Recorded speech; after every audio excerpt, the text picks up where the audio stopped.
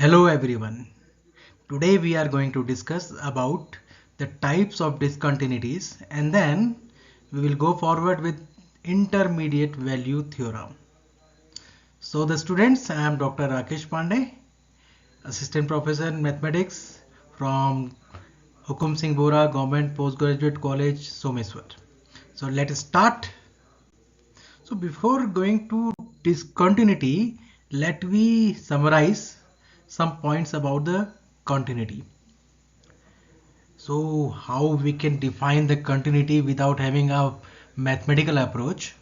So it's a very crisp definition of continuity is a function is continuous if we can draw the graph without picking up our pencil.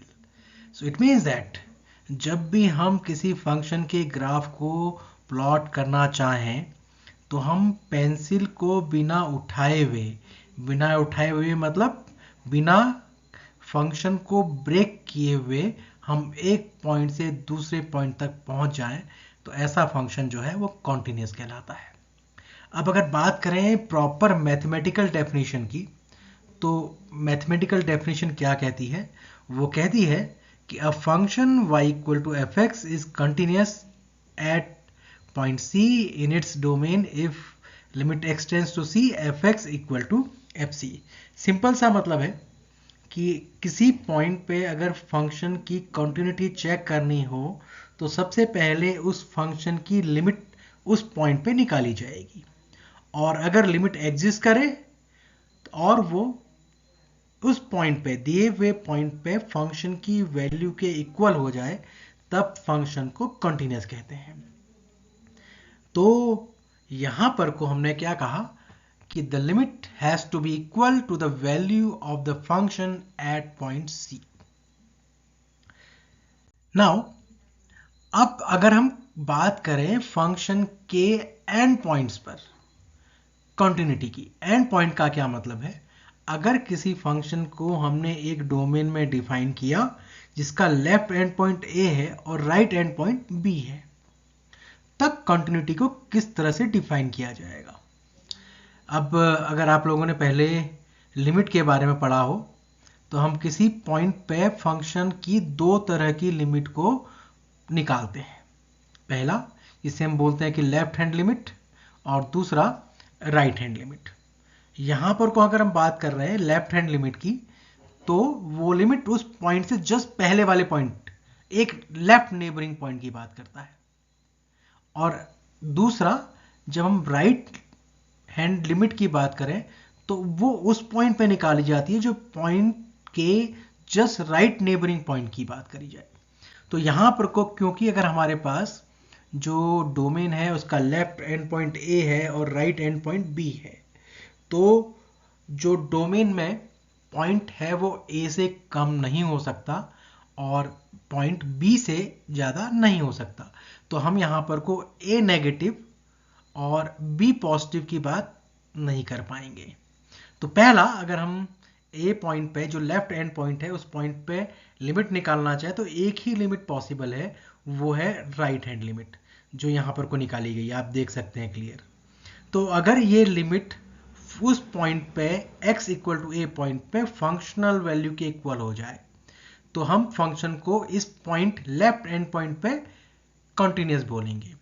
उसी तरह से अगर हम domain के right and point b की बात करें तो क्योंकि पॉइंट x जो है b से अधिक वैल्यू को नहीं अचीव कर सकता तो the point is we can have only the left hand limit. So आप इसको यहां पर को देख पाओगे, इस लेफ्ट हैंड लिमिट को हमने निकाला है limit x tends to B negative F X. तो अगर ये लिमिट फिर से फंक्शन की वैल्यू के इक्वल हो जाए एफ बी पॉइंट पे, एफ बी के, तो इस फंक्शन एफ एक्स को इस राइट एंड पॉइंट पे भी हम क्या कहेंगे? कंटिन्यूस कहेंगे। तो अब इसी के बारे में अगर हम कहें कि अगर किसी एक पॉइंट पे फंक्शन कंटिन्यूस नहीं होता है तो फंक्शन उस पॉइंट पे क्या कहलाएगा? डिसकंटिन्यूस कहलाएगा। तो अगर हमें एक डोमेन में कम से कम एक ऐसा पॉइंट मिल जाए जहां पर को फंक्शन कंटिन्यूस ना हो तो वो फंक्शन जो है उस पर्टिकुलर डोमेन में डिसकंटिन्यूस कहलाएगा। अब हम थोड़ा सा ग्राफिकल इसको अगर चेक करना चाहें, so in this graph we have taken a domain A and B. So A is the left point here. You can see A is the left point of the domain, and then we have the right point B. But before that, we take the limit of the function at this point A. Again, the point cannot be less than this point A, so we cannot move into the left hand side from point A. We can have only the movement from the point A to the right hand side. So यहाँ पर को सिर्फ एक ही limit possible हो पाएगी, वो होगी right hand limit. तो हम इस पॉइंट A पर अगर राइट हैंड लिमिट निकालें, limit x tends to a plus F X, और अगर वो उस पॉइंट पे फंक्शन की वैल्यू के इक्वल हो जाए, तो उस पॉइंट पर A पॉइंट पर फंक्शन को क्या बोला जाएगा? कंटिन्यूस. तो इस पॉइंट पे क्योंकि लिमिट की वैल्यू फंक्शन की वैल्यू के इक्वल है, तो इस x equal to a point पे फंक्शन क्या हुआ? कंटिन्यूस हुआ. अब हम बात करते हैं दूसरे एंड पॉइंट पे, जो कि राइट एंड पॉइंट है b. अब क्योंकि हमारे पास x की वैल्यू इस b से अधिक नहीं हो सकती, क्योंकि ग्राफ को हमने इस पॉइंट b पर ही डिफाइन किया है, b से आगे डिफाइन नहीं किया है. डोमेन जो है हमारे पास वो a, b है. तो इस पॉइंट से बियॉन्ड आगे को हम नहीं जा सकते. तो यहाँ पर कोई राइट हैंड लिमिट निकालना पॉसिबल नहीं है, तो सिर्फ एक ही लिमिट निकाली जा पाएगी, जो कि लेफ्ट हैंड लिमिट होगी. तो अगर इस पॉइंट बी पर हम लेफ्ट हैंड लिमिट निकालें और उस लिमिट की वैल्यू फिर से इस पॉइंट बी के वैल्यू पर फंक्शन की वैल्यू के इक्वल हो जाए, limit x tends to B negative F X, जो कि फंक्शन की इस b पॉइंट पर लेफ्ट हैंड लिमिट है, और एफ बी जो कि इस पॉइंट b पर फंक्शन की वैल्यू है. तो अगर लिमिट फिर से इस फंक्शनल वैल्यू के इक्वल हो जाएगी, तो फंक्शन को क्या बोला जाएगा? Continuous. So yes, the function is continuous at the point b. अब हम बात करते हैं एक तीसरे पॉइंट की, जो कि एक c पॉइंट है a और b का, बीच में कोई एक पॉइंट हो सकता है. एग्जैक्टली b a और b के बीच की बात नहीं कर रहे हैं, a और b के बीच में कहीं पर को भी हो सकता है. तो इस c पॉइंट पे अगर हम बात करें, तो जो अब हमारे पास पॉइंट होगा x, वो c से कम भी हो सकता है और c से अधिक भी हो सकता है. तो इस कंडीशन पर इस पॉइंट c पर फंक्शन की दोनों लिमिट, लेफ्ट हैंड लिमिट और राइट हैंड लिमिट, दोनों लिमिट निकालना पॉसिबल है. तो फंक्शन इस पॉइंट c पे कब हम कहेंगे कि फंक्शन की लिमिट इस पॉइंट c पर एग्जिस्ट कर रही है? जब लेफ्ट हैंड लिमिट और राइट हैंड लिमिट दोनों आपस में इक्वल होंगी.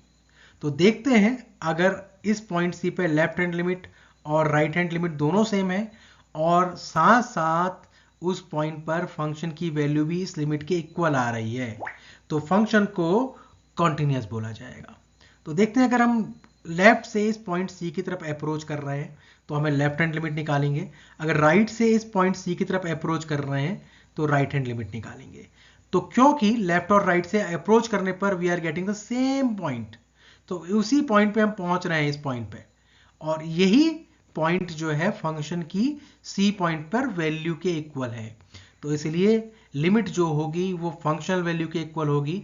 तो yes, at this point c again the function is also continuous.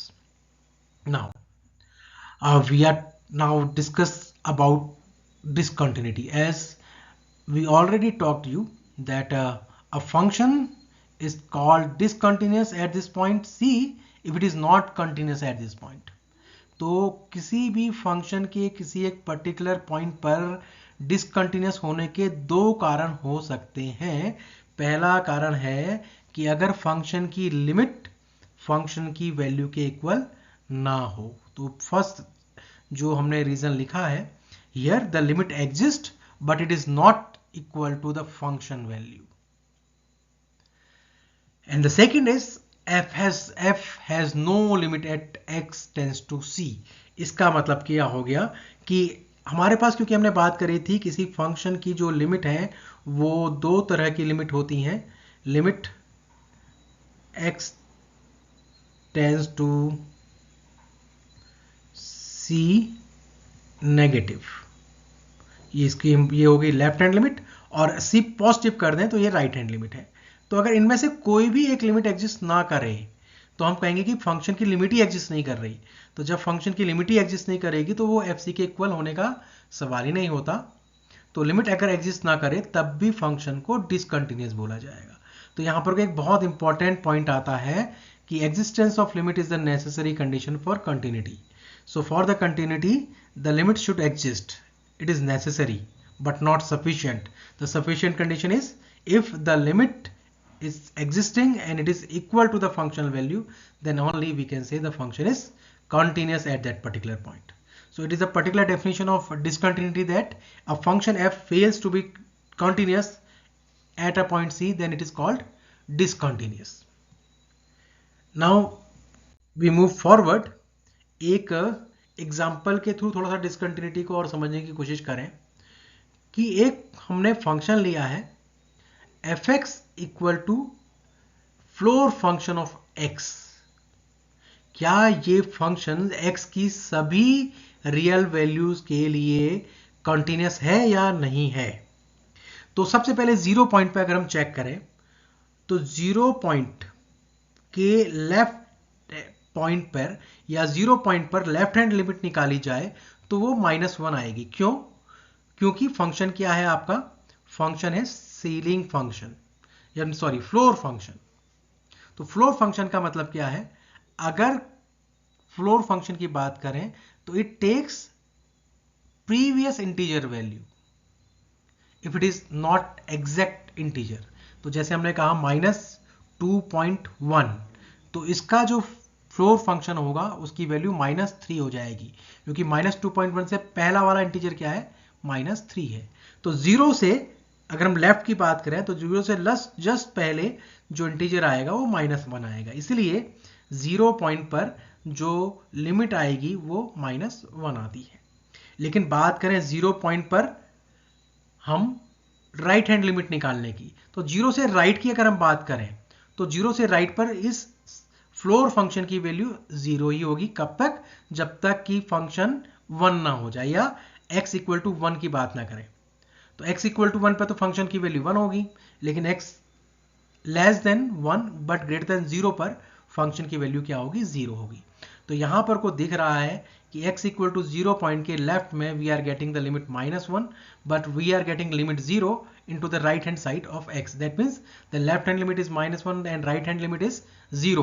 So because both limits are not same, this function is not continuous at this point 0. Again we take another point 1. So again at this point 1, the left hand limit should be 0 and the right hand limit should be 1. But both limits are not same, so the function is not continuous at the point x equal to 1 and so on. So because the function has not same limits as left hand limit and right hand limit, so the function is not continuous at the point. So we take another example. Here we are taking the function f(x) equal to sine of 1 upon x. So where this function is continuous for all real values or not? So if we plot the graph of the function sine 1 upon x, what we find here? Look at the point 0. At x equal to 0, we take the left hand limit, limit x tends to 0 minus sine 1 upon x, because 1 upon 0 is infinity and it is 0 minus, so it comes out as sine of minus infinity. Then if we take the right hand limit at the point x equal to 0, then we have limit x tends to 0 plus sine of 1 upon x. Again 1 upon 0 is infinity because it is plus, so it is sine plus infinity. So अब यहाँ पर को थोड़ा सा एक दिक्कत ये होती है कि साइन माइनस इन्फिनिटी और साइन इन्फिनिटी, क्या ये दोनों एक ही वैल्यू होंगी, अलग अलग वैल्यू होंगी, ये किस तरह का बिहेव करेगा? यहाँ पर को थोड़ा एक कंफ्यूजन ये है। लेकिन क्योंकि साइन जो है वो एक तरह का कैसा फंक्शन है? पीरियडिक फंक्शन है जो ऑसिलेट करता है ऊपर नीचे लगातार कई बार। तो इसीलिए जो साइन की माइनस इन्फिनिटी पे वैल्यू है और साइन की जो प्लस इन्फिनिटी पे वैल्यू है वो सेम नहीं हो सकती, वो अलग अलग होंगी। इसलिए साइन 1/x भी जो है x इक्वल टू 0 पर वो डिसकंटिन्यूस होगा। तो अगर हम अब बात करें डिसकंटिन्यूटी के अलग अलग टाइप्स की या काइंड्स की, तो 3 तरह के डिफरेंट डिसकंटिन्यूटीज हमारे पास होती हैं। पहली तो है जंप डिसकंटिन्यूटी, अगली है इनफाइनाइट डिसकंटिन्यूटी, और एक मोस्ट इंपॉर्टेंट डिसकंटिन्यूटी जिसका कि नाम रहता है removable discontinuity. So one by one we discuss all the 3 types of discontinuities. So first we start with jump discontinuity. So again from the name jump discontinuity, इसका मतलब jump से ही निकल के आ रहा है कि जंप कर रहा है फंक्शन, एक पॉइंट से दूसरे पॉइंट की तरफ जब जा रहा है तो वो बीच में जंप कर रहा है। तो इसी तरह से कह सकते हैं जैसे अगर हम किसी छोटे से नाले को पार करें तो कूद करके जाते हैं ऊपर से, उसी तरह का एक फंक्शन भी है कि ये जंप करके जा रहा है। इसका मतलब पाथ पर वो कंटिन्यूस नहीं जा रहा, पाथ में किसी एक पॉइंट पर वो जंप कर ले रहा है। तो इस तरह की डिसकंटिन्यूटी को हम बोलते हैं जंप डिसकंटिन्यूटी। तो यहां पर को भी 2 टाइप की जंप डिसकंटिन्यूटी होती हैं। The first is discontinuity of the first kind, and when this discontinuity exists, this type of discontinuity exists if the left hand limit is not equal to the right hand limit at the given point. तो definition क्या कहती है? A function fx is said to have a discontinuity of the first kind if the left hand limit and the right hand limit exist and finite but not equal to each other. So it means that limit x tends to c plus fx and limit x tends to c minus fx both exist and finite but both are not equal. So in this case, if limits are not same, the left hand limit and right hand limit, then the limit does not exist. तो discontinuity of first kind में क्या हुआ कि दोनों type की limit, left hand और right hand limit exist तो कर रही हैं, फाइनाइट भी है, लेकिन आपस में एक दूसरे के इक्वल नहीं है। तो लिमिट की डेफिनेशन से हम कह सकते हैं कि x equal to C point पर फंक्शन की लिमिट एग्जिस्ट नहीं कर रही। तो जब लिमिट ही एग्जिस्ट नहीं करेगी तो फंक्शन कंटिन्यूस भी नहीं हो सकता, because we have already discussed about one very important point that existence of limit is a necessary condition for continuity. तो अब बात करते हैं discontinuity of the second kind की।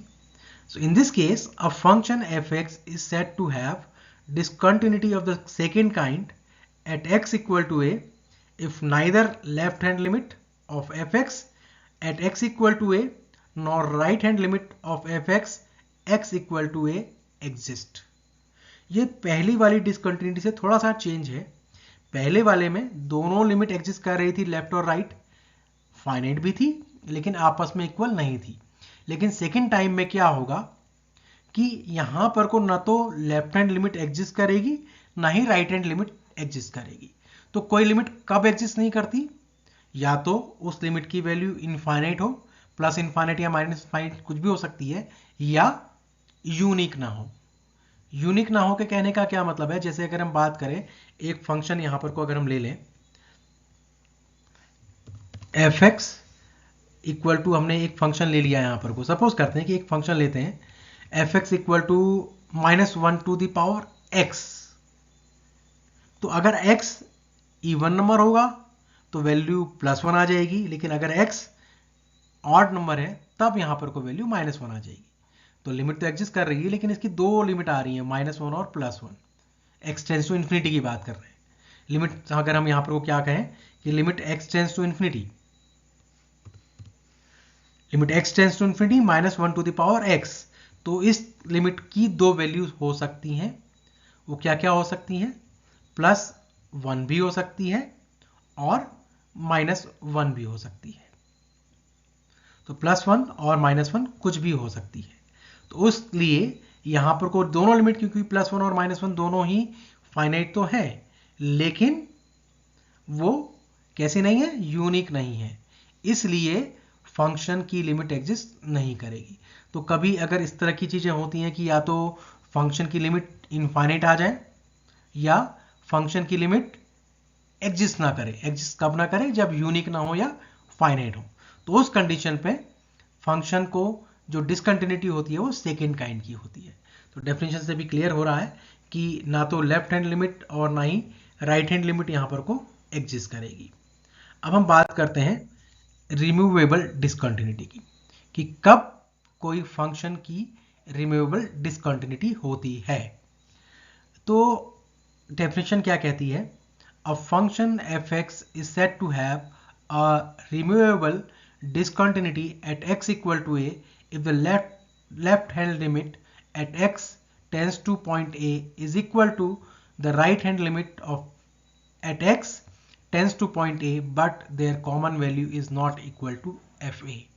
तो बहुत क्लियरली यहां पर को दिख रहा है, अगर आप इस नोटेशन को देखो कि यहां पर को राइट हैंड लिमिट और लेफ्ट हैंड लिमिट दोनों ही x equal to A point पर इक्वल है, सेम है, लेकिन ये लिमिट की वैल्यूज उस पॉइंट पर x equal to A point पर फंक्शन की वैल्यू के इक्वल नहीं आ रही।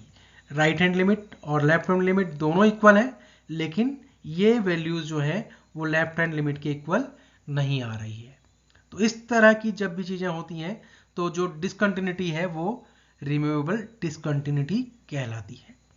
अब नाम से ही लग रहा है रिमूवेबल डिसकंटिन्यूटी, तो इस तरह की डिसकंटिन्यूटीज को हम रिमूव कर सकते हैं। तो generally when a function is defined as a fractional और rational expression with common factor in the numerator and denominator, so the common factor may be cancel out. So after the cancelling these term, the discontinuity may be removed. So let me take one example. इसको हम example की मदद से समझ सकते हैं। We have taken one example here, F X equal to X square minus one upon X minus one. So where the function is continuous everywhere or not.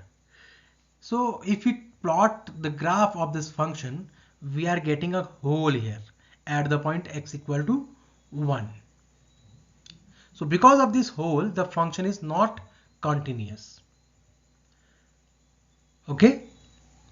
So in this case, if you directly put x equal to 1 in the function, or we take the limit at x equal to 1, then because if we are considering x equal to 1 here, so 1 minus 1 upon 1 minus 1, 0 upon 0. So this one, this limit is come into the form of 0 upon 0, which is called indeterminate form. तो शायद आप लोगों ने इसके बारे में पहले पढ़ा होगा कि indeterminate फॉर्म की लिमिट को किस तरह से निकाला जाता है, या तो रेशनलाइज करके, फैक्टराइज करके, या फिर यहाँ पर कोई आप एल हॉस्पिटल रूल भी यूज कर सकते हैं।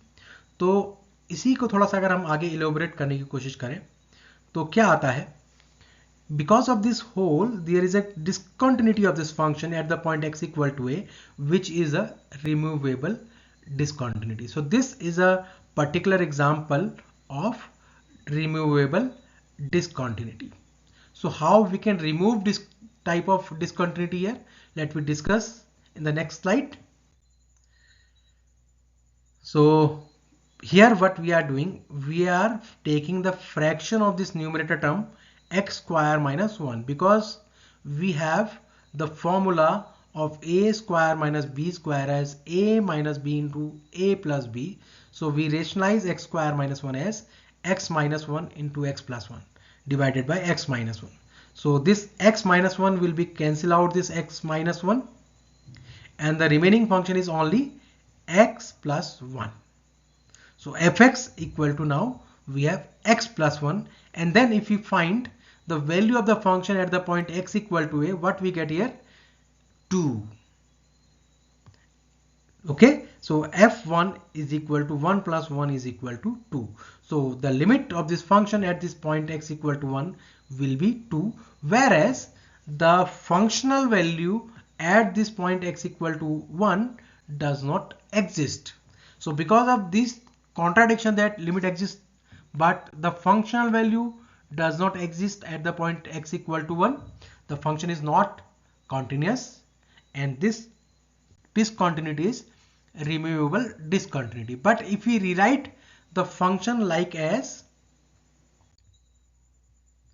Look at this. Now we are writing the function fx as a piecewise function. We write fx as x square minus 1 upon x minus 1 when x is not equal to 1, but we are writing the function fx as 2 when x equal to 1. So clearly when x equal to 1, the value of the function is 2, and the limit of the function at x equal to 1 is again 2. So the functional value at the point x equal to 1 is 2. The limit at the point x equal to 1 is 2. So the function is continuous because the limit is equal to the functional value. So in this case, this hole will be filled. So यहाँ पर को fx equal to 2 at x equal to 1 point पर लेने से ये whole fill हो गया, और ये जो आपके पास होल था, इस होल के फिल होने से फंक्शन अब क्या हो गया है, कंटिन्यूअस हो गया है. Next we have another type of discontinuity which is infinite discontinuity. तो अगर हम इसकी डेफिनेशन की बात करें तो in infinite discontinuity either one और both right hand and left hand limit do not exist or are infinite. It is also known as essential discontinuity. तो ये कब होता है, इसके लिए एक कंडीशन है कि whenever the graph of a function fx has the line x equal to k as a vertical asymptote, then fx becomes positively or negatively infinite as x tends to k plus or x tends to k minus, then function fx is said to have an infinite discontinuity. इसको अगर हम एक graph की मदद से समझें तो बहुत इजीली इसको समझ में हमें आ जाएगा. तो हम एक ग्राफ यहां पर को लेते हैं. तो ये तीनों ही जो केस हैं ये इनफाइनाइट डिसकंटिन्यूटी के केस है. In the first case, look at this. Here we have a point x equal to c. In the left hand neighbor of this point x equal to c, the function is approaching towards plus infinity, whereas into the right side of the point c, the function is coming from minus infinity. So what we can write here, limit, the left hand limit of this function is plus infinity and the right hand limit of this function is minus infinity. So in this case, both the left hand and right hand limits are plus infinite and minus infinite respectively. Into the left hand side, the left hand limit is plus infinity, whereas into the right hand side, the right hand limit is minus infinity. So both the limits are infinite. So this is the case of infinite discontinuity. Now look at the point, another case. At the point c, the value of the function is finite. Into the left side of this function or the point, again the function is finite, but into the right side of this point x equal to c, the function is going or coming from my plus infinity. So in this case, the left hand limit of this function is finite, whereas the right hand limit of this function at this point c is infinite. So it is the case of infinite discontinuity from the right side. Now we take another case where at the point c, if you take the left side of this point c, the function is going towards minus infinity, whereas at this point c, the value of the function is finite, and into the right side of this point c, again the value of the function is finite. So it means that the right hand limit of this function at the point c is finite, whereas the left hand limit of this function at the point c is minus infinite. तो इसमें भी एक limit ऐसी आ रही है जो कि minus infinite है. तो इसलिए ये थर्ड केस भी जो है ये एक पर्टिकुलर एग्जांपल हो गया इनफाइनाइट डिसकंटिन्यूटी का. तो अब फिर से समराइज करें तो फर्स्ट केस जो है वो लेफ्ट और राइट दोनों ही लिमिट इनफाइनाइट है. सेकेंड केस पे सिर्फ राइट हैंड लिमिट इनफाइनाइट है जबकि लेफ्ट हैंड लिमिट फाइनाइट है. थर्ड केस पे लेफ्ट हैंड लिमिट तो इनफाइनाइट है लेकिन राइट हैंड लिमिट कैसा है, फाइनाइट है. तो तीनों ही केसेस में हम कह सकते हैं कि जो डिसकंटिन्यूटी है वो कौन सी है, इनफाइनाइट डिसकंटिन्यूटी है. अब इसका अगर एक एग्जांपल लें then fx equal to 1 upon x, where it is continuous for all real numbers or not. So into the left hand side at the point x equal to 0, function is going towards minus infinity, whereas into the right side of the point x equal to 0, the function is coming from plus infinity. So here both the limits at the point x equal to 0 are infinite. Left hand limit is minus infinite, whereas the right hand limit is plus infinite. So both the limits are not finite limits. So this is a definition, or sorry, example of infinite discontinuity. So here again, because if we take x equal to 0, here the limit is not equal to the functional value f0. So because the limit is not equal to the functional value, again we have बात करी कि एक function fx a, b interval में defined है और इस interval पे left point जो है वो a है और राइट पॉइंट जो है वो b है. ये जो लाइन आपको दिख रही है, this line is showing the value of fa and this line is showing the value of fb.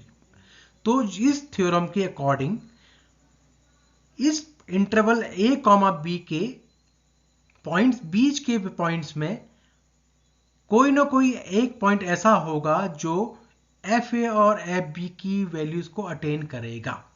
तो इसका मतलब क्या है कि here the function fx which is continuous on the interval a, b, this function fx takes every value between fa and fb. तो fa से लेकर के fb तक की हर वैल्यूज को फंक्शन अटेन करना चाहिए इंटरमीडिएट वैल्यू थ्योरम के अकॉर्डिंग, अगर फंक्शन कंटिन्यूस है. तो इस पर्टिकुलर ग्राफ में क्योंकि फंक्शन कंटिन्यूस है, fa और fb इसके लेफ्ट एंड और राइट एंड पॉइंट्स हैं और उन वैल्यूज के लिए fa और fb के बीच की सारी वैल्यूज को ये ग्राफ अगर आप चेक करो, इस ग्राफ में हम जैसे जैसे आगे बढ़ते जा रहे हैं तो fa और fb के बीच की सारी वैल्यूज को ये फंक्शन अटेन कर रहा है. तो यही आपका इंटरमीडिएट वैल्यू थ्योरम कहता है कि अगर कोई फंक्शन किसी एक पर्टिकुलर इंटरवल में कंटिन्यूस है तो वो उन लेफ्ट और राइट एंड पॉइंट पे जो भी फंक्शन की वैल्यूज होंगी उनके बीच की सारी वैल्यूज को फंक्शन अटेंड जरूर करेगा. इसी का एक डिडक्शन आता है, बहुत इंपॉर्टेंट डिडक्शन है, या इसको हम कह सकते हैं कि another statement of intermediate value theorem. तो ये अनदर फॉर्म है. तो ये क्या कहता है, a function fx that is continuous on the interval a, b and if fa and fb have opposite signs then there exists a point c between a and b such that fc is equal to 0. So we can understand this particular theorem with the help of this graph. In this graph we have a continuous function in the domain a, b. Here the condition is the sign of the function fa and fb are opposite. इसका मतलब क्या हुआ कि अगर fa का sign positive है तो fb का साइन नेगेटिव होना चाहिए, या फिर अगर fb पॉजिटिव है तो fa नेगेटिव होना चाहिए.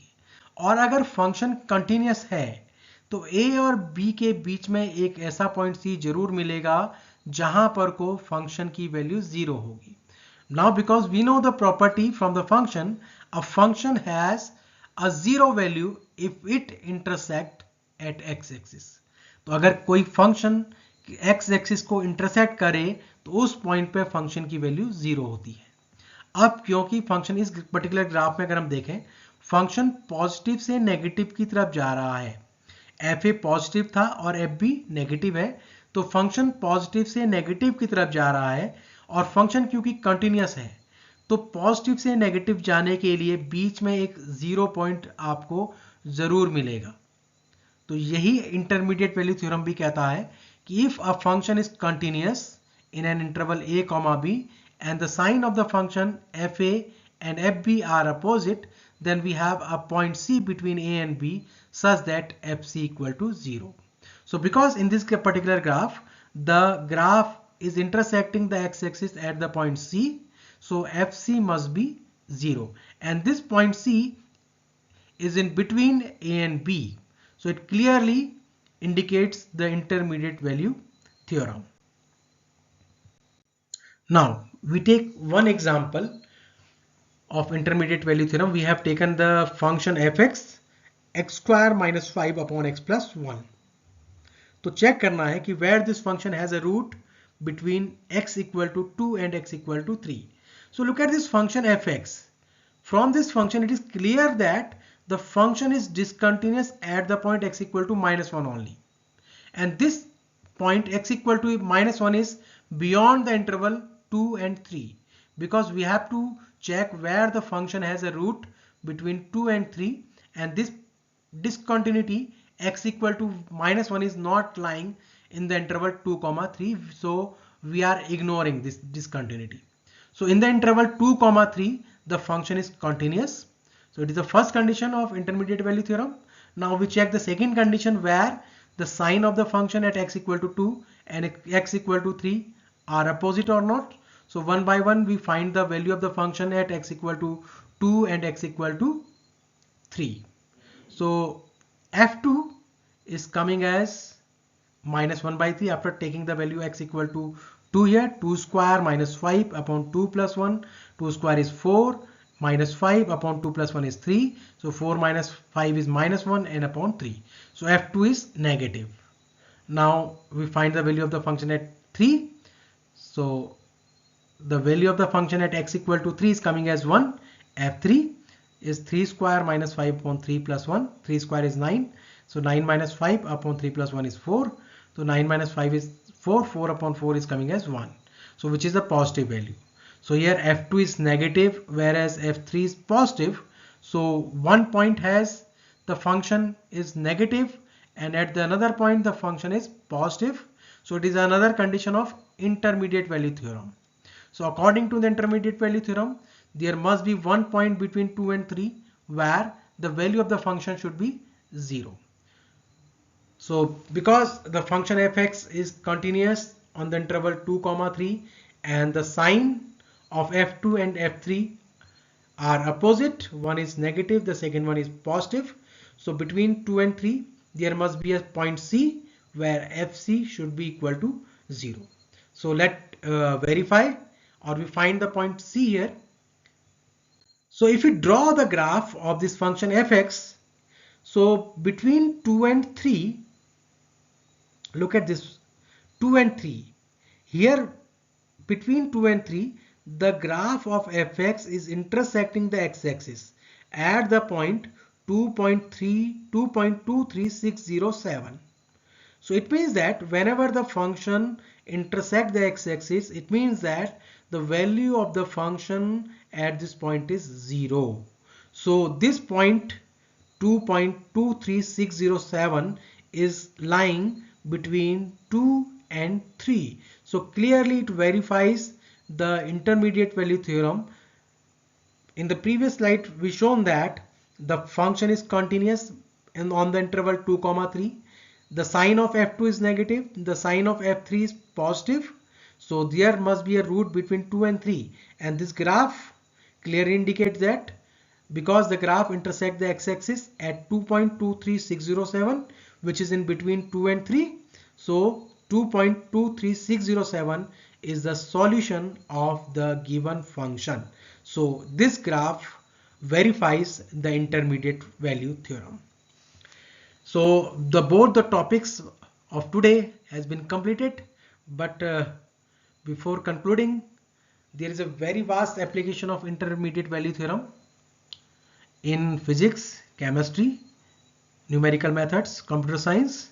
We always use this intermediate value theorem. So whenever we have a function either polynomial, exponential, trigonometric, logarithmic, transcendental or algebraic, so in all the functions the intermediate value theorem may apply. So whenever to find the root of any function is not easy or very complicated, so we apply the intermediate value theorem to find the two consecutive values by which we find the point where the function is, our function has a root or the function has a solution. So through this intermediate value theorem, we find two consecutive integers. At one point, the function is positive. The second point, the function is negative. So according to the intermediate value theorem, if at one point the function is positive, the another point the function is negative, so there should be one point between these 2 points such that the function is 0. So whenever we want to find out the root of the function, or we want to find the solution of the function, always we can apply the intermediate value theorems. So there are several methods to find the root or the solution of the function, like as bisection method, regular-Falsy method, secant method, Muller's method, Newton-Raphson method. So before starting all these methods, one should apply the intermediate value theorem so that we can have a particular interval in which we are confirmed to have a root of the function. तो इन्हीं सब बातों के साथ में आज का हमारे दोनों ही टॉपिक टाइप्स ऑफ डिसकंटिन्यूटी और इंटरमीडिएट वैल्यू थ्योरम समाप्त होता है. I hope you understand these topics clearly. Thank you very much.